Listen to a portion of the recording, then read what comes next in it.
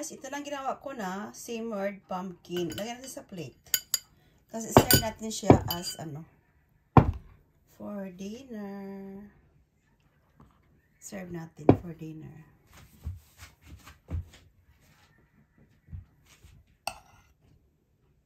Jajang. Ano yan ang darling ko? Side dish niya.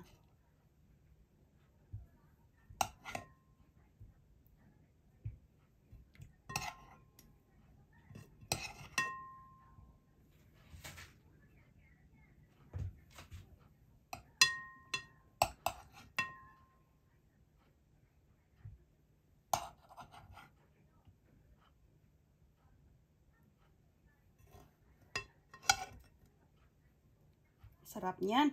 Paborito ko yan, guys. Yung ano yan. Simmered na pumpkin. Sarap. Kanyo ba? Thanks always for watching.